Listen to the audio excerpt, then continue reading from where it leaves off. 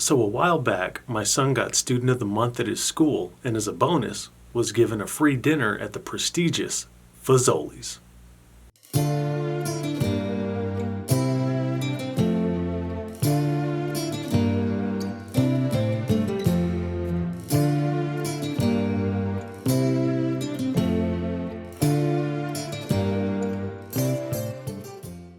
He was pumped, I was pumped, and we'd never been there, so I wasn't sure what to expect.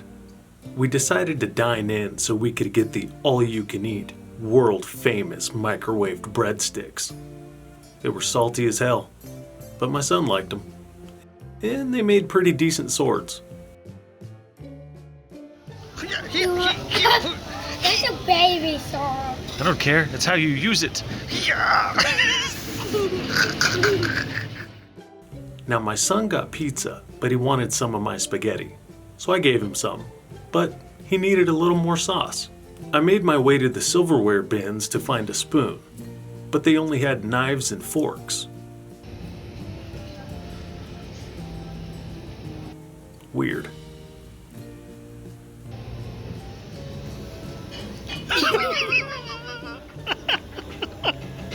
The waitress, who had to have been 70 years old, came to our table and asked if we wanted some grated Parmesan. Hell yeah, we wanted that Parmesan. Give me that cheese. As soon as she was done grating it, she mentioned she's not allowed to have cheese. And that was bait. There's no way that wasn't bait. Now, I'm a cheese man. My son's a cheese man. Cheese boy. I know lactose intolerant people who refuse to stop eating cheese. It's cheese. And why'd she phrase it like that? Not allowed. So she had me right where she wanted me. Oh no, that's terrible. I'm so sorry, I said, and then eagerly awaited her response. And then, without skipping a beat, she said her chemo and her diet wouldn't allow it. That's what I get. I immediately regretted taking the bait. I mean, I should have seen the signs, like, oh, I don't know, she didn't have eyebrows? I didn't even notice. I was way too busy having a nice dinner at Timu Olive Garden with my son to notice her no eyebrows. And to be honest, the only thing I know about chemo is that you lose your hair, and she had a ponytail. I literally had no idea it could affect what you could eat. I mean, they've already got cancer. Now you're taking fucking cheese? Now, I have a tremendous amount of empathy for anybody affected by or suffering from cancer. But I am the absolute worst person in the entire world when it comes to reacting to bombshells of uncomfortable truth. I just know there's nothing I can do or say to remedy the situation. So I just sat there like an idiot and listened. She went into great detail about how she has hair on her head, but nowhere else. No arm hair, no leg hair, no eyebrows, no eyelashes, no ear hair, no nose hair, nothing. She explained that having no hair let dust, pollen, dander, anything in the air go directly into her nose, her eyes, her ears, her sinuses and nasal passages, everything. Deep in there. And because of this, every morning she has to spend 30 minutes cleaning out her ears, putting drops in her eyes, blowing the gunk out of her nose, hacking, coughing, spitting, just to get herself ready. Thank God I was eating dinner. Now my son wasn't paying attention at all, so he cut her off completely and asked why they don't have spoons. Now I usually redirect him when he does this, but this time I was kind of relieved. Until she answered.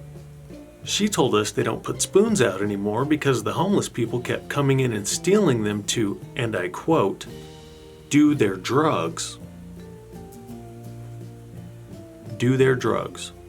Okay, lady, I'm truly sorry about the cancer, and the cheese, and the spoons. I am. But my 6-year-old doesn't need to learn about the process of using heroin at his Student of the Month dinner. Before she left, she offered to bring us a spoon from the back, but I needed this to end. I told her we were good, but thanked her. I just knew she would come back with a spoon and tell my son something else. You know, in prison, they would make that spoon into a shank to stab a rival gang member. No thanks. We're good. Once left alone, we carried on, eating our dinner, joking, laughing, goofing off.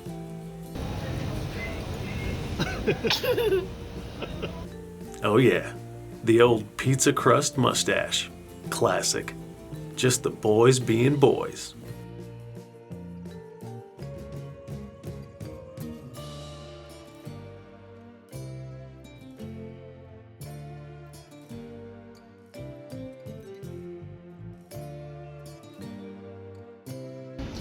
Okay, we're doing the water study back here, like that, right?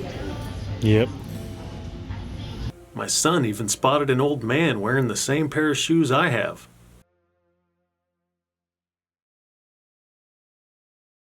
He was eating by himself, too. You can do that in these shoes.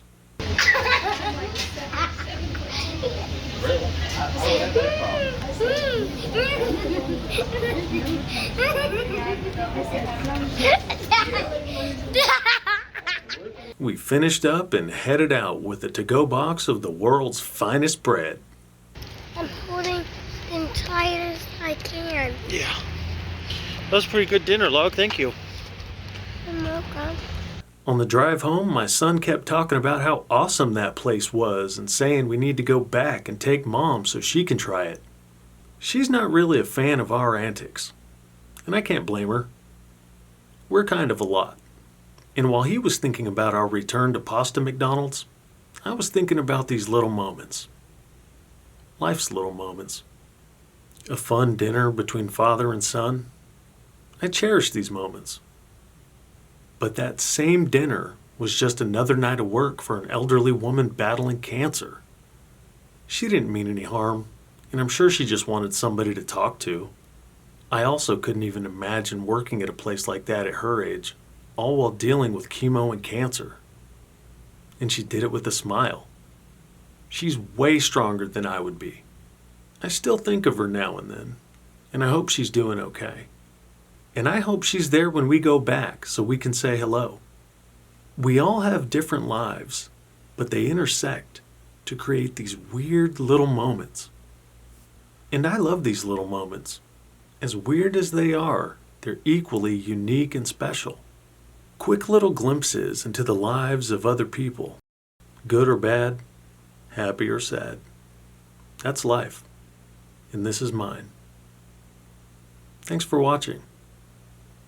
Life of Steve.